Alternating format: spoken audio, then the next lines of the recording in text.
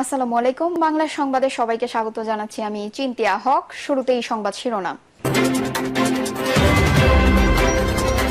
GM কাদের মহাসচিব মুজিবুল হক চূন্য রওশন এরশাদকে গ্রেপ্তারের দাবি বাংলাদেশ এলডিপির।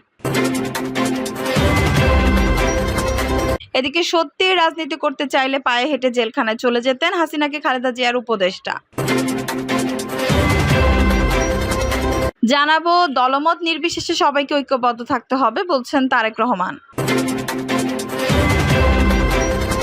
16 বছরের ফ্যাসিবাদী দুঃশাসন ছিল জুলাই বিপ্লবের জ্বালানি বলছেন সাদিক কায়েম। ছাত্র রাজনীতি বন্ধ নয়, সংস্কার করতে হবে বলছেন নুরুল ইসলাম বুলবুল। এবং সর্বশেষ জানাবো ঢাবি শিবির সেক্রেটারি ছাত্রলীগের কার্যক্রমের সঙ্গে আমার কোনো সম্পৃক্ততা নেই। দর্শক শুনছিলেন সংবাদ শিরোনাম, এখন বিস্তারিত। জিএম কাদের মহাসচিব মুজিবুল হক চূন্য রওশন এরশাদকে গ্রেপ্তারের দাবি বাংলাদেশ এলডিপির।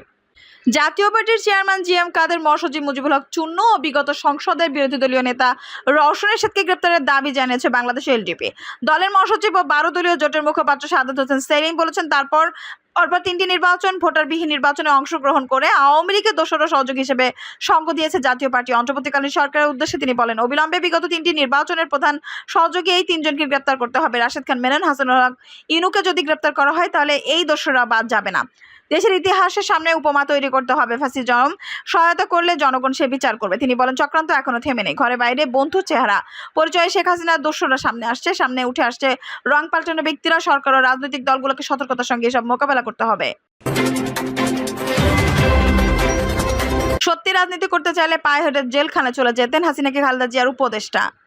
সাবেক প্রধানমন্ত্রী শেখ হাসিনার উদ্দেশ্যে বিএনপি চেয়ারপারসনের উপদেষ্টা জয়নুল আবেদিন ফারুক বলেছেন, আমি মনে করি আবার বাংলাদেশে ফিরে আসবেন। বাংলাদেশে আবার আপনি রাজনীতি করবেন। যদি এটি সত্য চাইতেন তাহলে পদত্যাগ করার পর আপনি পায়ে হেঁটে জেলখানায় চলে যেতেন। আপনার ভাষায়, আপনার কথায় যদি আপনার লক্ষ্যকর্মী থেকে থাকে, উন্নয়নের কথা বলে, সে আস্ফলন আপনি করেছিলেন, সেটা যদি আপনার মধ্যে থাকতো তাহলে আপনি পালিয়ে যেতেন না।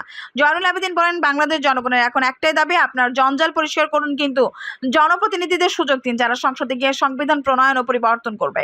তাই অনতিবিলম্বে একটি রোডম্যাপ দিন। জয়নুল আবেদিন আরো বলেন, ইলিশ মাছ তো পাঠালাম, আরো বেশি পাঠালে বেশি বেশি পানি ছেড়ে দিতে পারতো। বন্ধুবর ভারতকে আমরা প্রতিদিন বলে যাচ্ছি, বাংলাদেশের মানুষ আপনাদের কাছে গণতান্ত্রিক অধিকার, আপনার দেশের মতো নির্বাচন আশা করেছিল, কিন্তু আপনারা বাংলাদেশে এমন এক ব্যক্তিকে, এমন এক দলকে সহযোগিতা করেছেন যারা 1 মিনিট বাংলাদেশের গণতন্ত্রকে হত্যা করেছে, অসংখ্য মায়ের বুক খালি করেছে, সব নির্বাচন কুক্ষিগত করেছে, অধিকার প্রতিষ্ঠান আন্দোলনের রাস্তায় আমাদের গুলি করে মেরেছে, আবরারকে খুঁচিয়ে বিশ্ববিদ্যালয়ে খুন করেছে, বিশ্বজিৎকে রাজপথে কুপিয়ে হত্যা করেছে, দেশ থেকে 99,000 কোটি টাকা লুট করে নিয়েছে, মানুষের কথা বলার অধিকার কেড়ে নিয়েছে।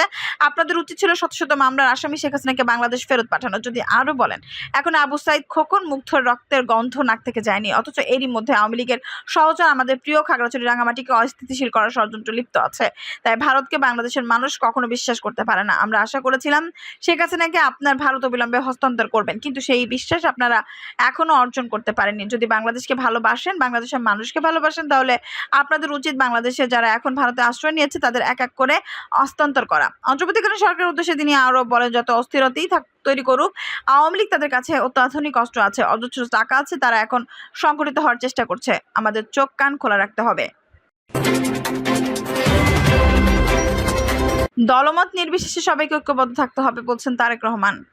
শহীদদের আত্মত্যাগ ধরে রাখতে দলমত নির্বিশেষে সবাইকে ঐক্যবদ্ধ থাকতে আহ্বান জানিয়েছেন বাংলাদেশ জাতীয়তাবাদী দলের ভারপ্রাপ্ত চেয়ারম্যান তারেক রহমান। তারেক রহমান বলেন, আগামীতে ক্ষমতায় গেলে প্রত্যেক পরিবারকে খাদ্য সহযোগিতা হিসেবে ফ্যামিলি কার্ড দেওয়া হবে।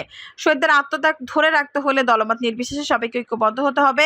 দলমত নির্বিশেষে সবাইকে নিয়ে দেশের উন্নয়ন করতে হবে। তারেক রহমান বলেন, রাজনৈতিক অধিকার প্রতিষ্ঠার পাশাপাশি দেশের অর্থনৈতিক মুক্তির জন্য সবাইকে ঐক্যবদ্ধ হয়ে কাজ করতে হবে। জনগণের নির্বাচন সরকার ছাড়া দেশের উন্নয়নের অগ্রগতি সম্ভব নয়। এজন্য দরকার ভোটের মাধ্যমে নির্বাচন, জনগণের সরকার। জনগণের অধিকার প্রতিষ্ঠার জন্য জুলাই বিপ্লবে অসংখ্য ছাত্র জনতা শহীদ হয়েছে, তাদের কাঙ্ক্ষিত স্বপ্ন বাস্তবায়িত হবে। তিনি আরো বলেন, ভবিষ্যতে বিএনপি সরকার গঠন করলে বাংলাদেশে কতগুলো পরিবার আছে আমরা তা নির্দিষ্ট করব। আমরা রাষ্ট্রের পক্ষ থেকে একটি করে ফ্যামিলি কার্ড প্রত্যেকটি পরিবারের করে দেব। এই ফ্যামিলি কার্ডটি হবে পরিবারের মায়ের অথবা গৃহিণীর নামে। এই কাজটি প্রথমে গ্রাম থেকে, তারপর ধীরে ধীরে শহর, থানা, উপজেলা ও জেলা পর্যায়ে করব। এই ফ্যামিলি কার্ডে একটি পরিবারের মাসিক প্রয়োজন ও ভোগ্যপণ্যের কিছু অংশ এই কার্ডের মাধ্যমে পাওয়া যাবে। ছাত্র রাজনীতি বন্ধ না, সংস্কার করতে হবে বলছেন নুরুল ইসলাম বুলবুল। ছাত্র রাজনীতি বন্ধ না, বরং সংস্কার করতে হবে বলে মন্তব্য করেছেন বাংলাদেশ জামায়াত ইসলামীর কেন্দ্রীয় নির্বাহী পরিষদ সদস্য ও ঢাকা মহানগর দক্ষিণের আমির মোহাম্মদ নুরুল ইসলাম বুলবুল। তিনি বলেন, ছাত্রদের কল্যাণে বাংলাদেশ এবং দেশ কল্যাণে ছাত্র রাজনীতি ঢেলে সাজানোর উদ্যোগ এখনই নিতে হবে। বিচার বহির্ভূত কোনো হত্যাকাণ্ড আমরা প্রশ্রয় দেব না। আমরা এটাকে অন্যায় এবং ফ্যাসিবাদের অংশই মনে করি।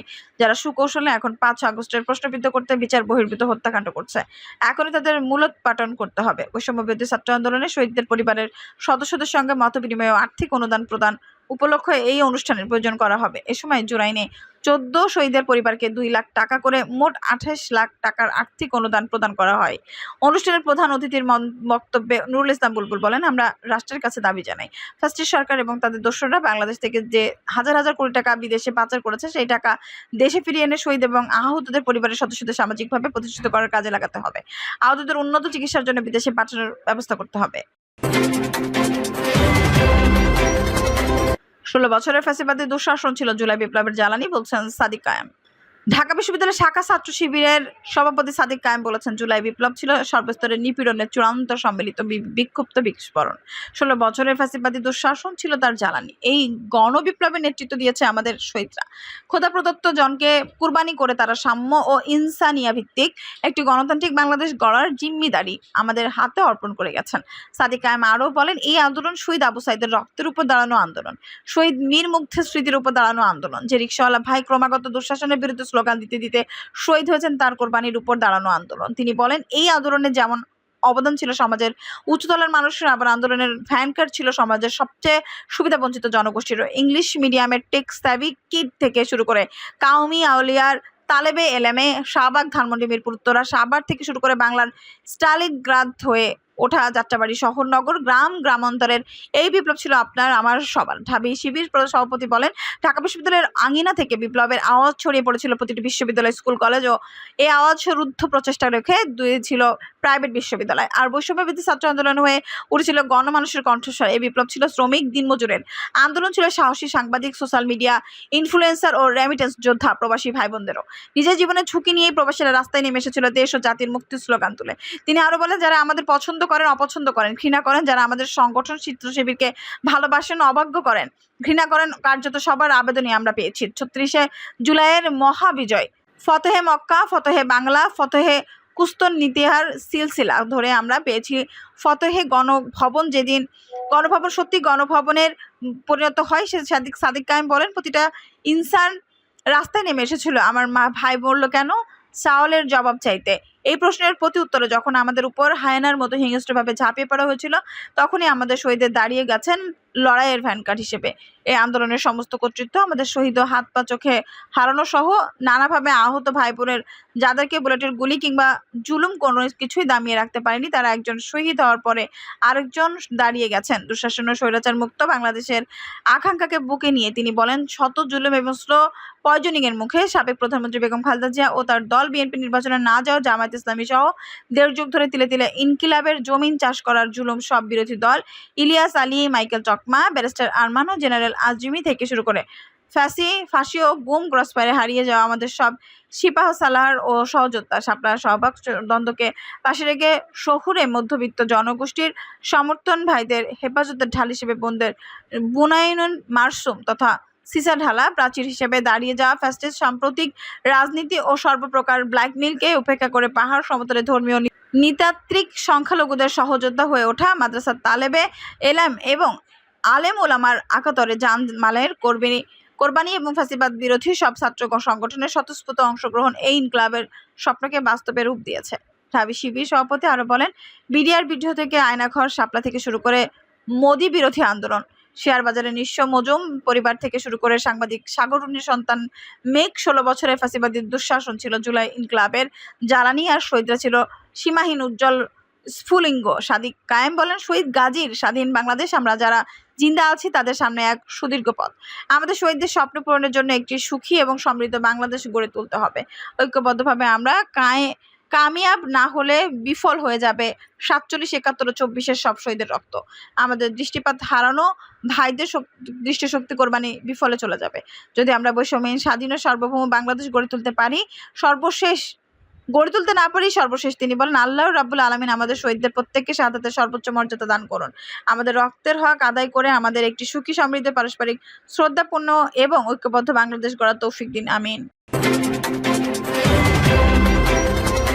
ঢাবি শিবির সেক্রেটারি ছাত্রলীগের কার্যক্রমের সঙ্গে আমার কোনো সম্পৃক্ততা নেই।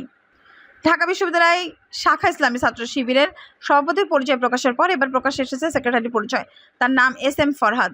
তার পরিচয় প্রকাশ্যে আসার পর এই নিয়ে আলোচনা সৃষ্টি হয়েছে, কারণ তিনি ছাত্রলীগেরও পদধারী ছিলেন। ফলে বিপক্ষে কথা হয়েছে, নেতৃত্ব ছিলেন বৈষম্যবিরোধী ছাত্র আন্দোলনেরও। জানা যায় SM ফরহাদ ঢাবির সমাজ কল্যাণ ও গবেষণা ইনস্টিটিউটে 2017-18 শিক্ষাবর্ষের এই শিক্ষার্থী। তিনি থাকতেন বিশ্ববিদ্যালয়ের কবি জসিমউদ্দিন হলে ঢাবি শাখা শিবিরের সভাপতি সাদিক কায়েমও বিষয়টির সত্যতা জানিয়েছেন। সাদিক কায়েম বলেন, ছাত্র শিবিরের ঢাকা বিশ্ববিদ্যালয়ের শাখা পুরো কমিটির তালিকা খুব দ্রুতই প্রকাশ করা হবে। গত 15.5 বছর ফ্যাসিবাদী সরকার আমাদের আন্ডারগ্রাউন্ড পলিটিক্স করতে বাধ্য করেছে। পরিচয় প্রকাশ্যে আসার পর খোঁজ নিয়ে জানা যায়, বিশ্ববিদ্যালয়ের শাখা ছাত্রলীগের প্রকাশিত এক কমিটিতে নাম রয়েছে SM ফরহাদের। তিনি 2022 সালের নভেম্বর ঘোষিত ঢাকা বিশ্ববিদ্যালয়ের সমাজ কল্যাণ ও গবেষণা ইনস্টিটিউট শাখা ছাত্রলীগের যুগ্ম সাধারণ সম্পাদক। এ নিয়ে ফেসবুকে পক্ষে বিপক্ষে নানা আলোচনা রয়েছে। ছাত্রলীগের সঙ্গে সম্পৃক্ততা নিয়ে জানতে চাইলে ঢাবি শিবির সেক্রেটারি জাগো নিউজকে বলেন, ডিপার্টমেন্টের কমিটিতে কাকে রাখা হবে সেটা সংশ্লিষ্ট ছাত্রলীগের সিদ্ধান্ত। সেখানে আমাকে কেন জড়ানো হচ্ছে? সেখানে আমি ডিপার্টমেন্ট ছাত্রলীগের কোনো কর্মসূচির সঙ্গে কোনোভাবেই সম্পৃক্ত নই। এই বিষয়টিকে আমরা ফ্যাসিবাদ বিরোধী আন্দোলনের স্পিরিট ধ্বংস করার ষড়যন্ত্র মনে করি। এই বিষয়ে SM ফরহাদ জাগো নিউজকে বলেন, আমি হল ডিবেটিং ক্লাবের সভাপতি ও ডিপার্টমেন্ট ডিবেটিং ক্লাবের সেক্রেটারি হিসেবে দায়িত্ব পালন করার সময় ডিবেটের বিভিন্ন আয়োজনে বিভিন্ন রাজনৈতিক ব্যক্তিবর্গের উপস্থিতি থাকার ছবি সোশ্যাল মিডিয়ায় দেখা যাচ্ছে, যারা সবসময় ছিল ডিবেট ক্লাব সংশ্লিষ্ট আয়োজন, কোনো রাজনৈতিক আয়োজন নয়। এর আগে ফরহাদের নামের সঙ্গে মিল থাকলে SM ফরহাদ নামে ছাত্রলীগের অন্য কমিটির অন্যজনের নাম মিলিয়ে তার ছাত্রলীগের কমিটি থাকার বিষয়টি প্রকাশ পায়। দর্শক, এই ছিল এখনকার সর্বশেষ সংবাদ। নিউজটি ভালো লাগলে অবশ্যই একটা লাইক দিন, কমেন্টে আপনার মূল্যবান মতামত জানান। সবসময় আমাদের পাশে থাকতে সাবস্ক্রাইব করে বেল বাটনটি অন করে রাখুন। ধন্যবাদ।